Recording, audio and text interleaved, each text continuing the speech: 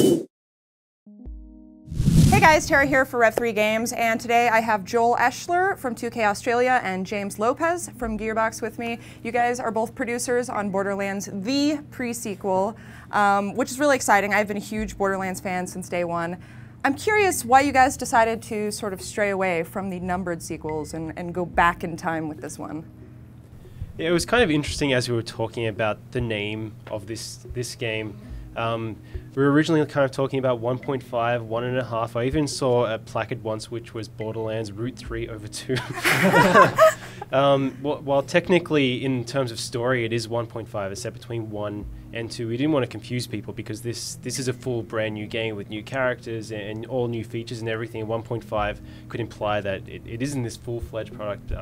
So we wanted to think of something else, and Borderlands being what it is, the universe it's set in, it's a prequel, it's a sequel. The pre-sequel just kind of made sense in that stupid way that is awesome for Borderlands. So as soon as I think someone muttered that name, that's what it was. Yeah.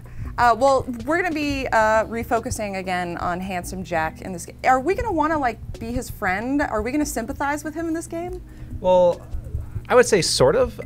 Like, we're not trying to make any excuses for who he becomes, but we did kind of want to explain of like where he came from and why. You know, Jack starts off as being like very well intentioned, and even though he is, you know, obviously like a monster in Borderlands 2, he still kind of really believes in what he's doing. You know, he has a rationale behind it that you can kind of see where he's come from, even though it's intrinsically wrong. He's a little bit lovable.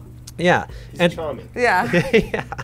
So you know, what we're trying to show is like what had to happen for him to kind of take that leap from who he was to what he becomes. Okay.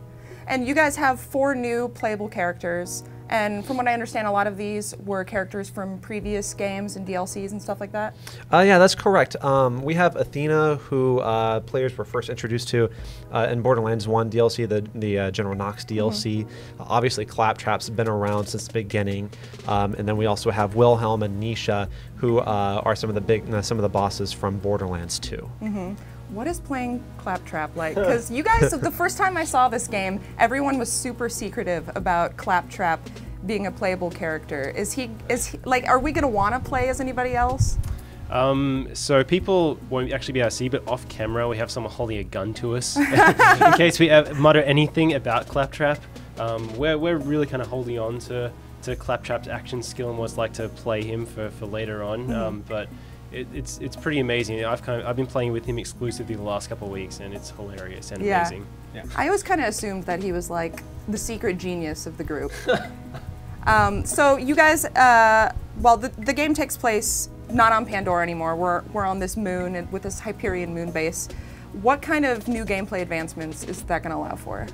So when we started developing this game, it was going to be set on the Moonshot facility where a lot of fans had wanted the series to go to for the next iteration.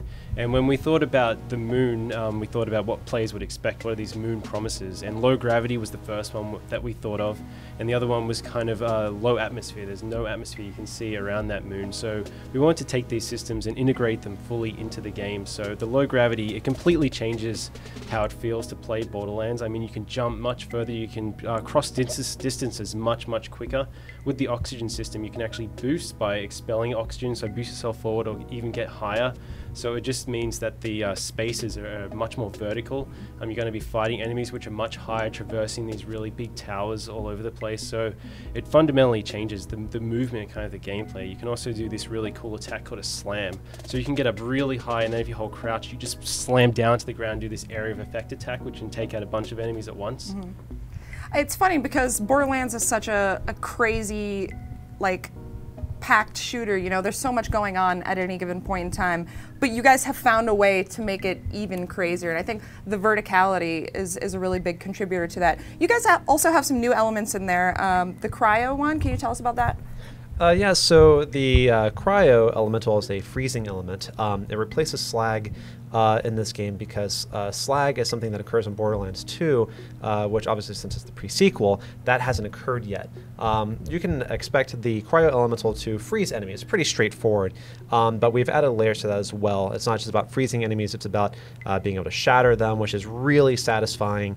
You can slash them to shatter them, you can use the slam attack to break them. It's a really great way to address the verticality of enemies as well, because if an enemy's flying above you and you can freeze them, they'll fall to the ground, and if you did enough damage, they'll shatter. It takes care of itself and you can just keep moving. We're really trying to go for something that's very viscerally satisfying. And like you said, we are trying to expand the combat in Borderlands. We want each iteration, every entry in this franchise to feel like it's building off of everything that came before. We don't want people to ever feel like we're sort of backpedaling to something that's old. So then I assume that there's probably way more guns in this one than there have been in the past. Well, yes. I mean, we've added not only a new element, but we've also added a new gun type. We've added lasers, which is supported by some of the manufacturers. They have their own behaviors.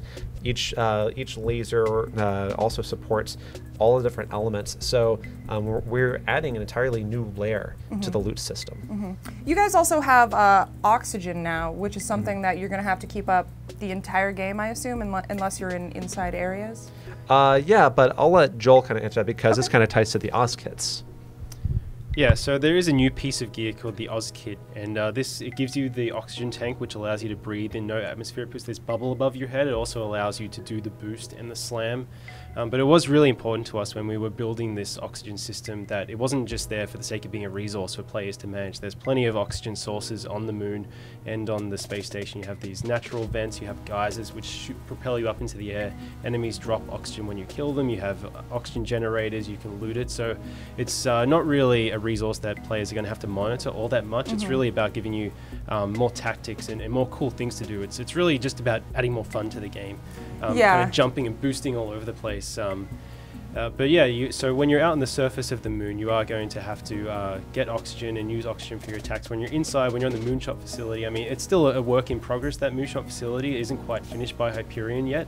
So there are going to be some spaces which are kind of devoid of oxygen, possibly devoid of gravity as well, where you'll be able to have the oxygen generators and kind of use those tactically all over the place too. Yeah, it seems like a lot of games try to do this kind of thing where you have to maintain some health function or something, and it kind of consumes the game a little bit. But it seems like, I mean, just from my 10 or so minutes of playing, that it's something that you know is there, but you're not constantly monitoring it. Right. Yeah, it seems like there's a good balance there. Yeah, we only ever want to bring in features to Borderlands that makes the game more fun. And if you're worrying about oxygen constantly, then that's not fun. And another thing about the low gravity in the oxygen system, it allows you to explore further. So like you can have hard to find loot, which is at the top of this really crazy peak or tower. And if it looks like you can get up there, then you probably can boost your way up there. And we don't want players to have to then go back down and get oxygen. We want to make sure that they have every opportunity to do the cool stuff. Well, you guys recently announced that this is coming out October 14th. Typically, I feel like there's a little bit more of a time between when you guys announce a game and when it comes out. Can we expect the same amount or level of content from this as previous Borderlands games? Yeah, I mean, we're releasing a full-fledged game. It's not just about having a new campaign. It's about having entirely new settings. It's about having 4 new playable characters, new enemy types, new loot. We're adding a lot more to this than one would expect in something like an expansion. Okay, well, October 14th, guys. I'm super excited, and I know I am not the only one. So I guess I'll be getting hands-on with this again at E3 if I can help it. And, yeah, looking forward to it. Yeah, thank you guys so much.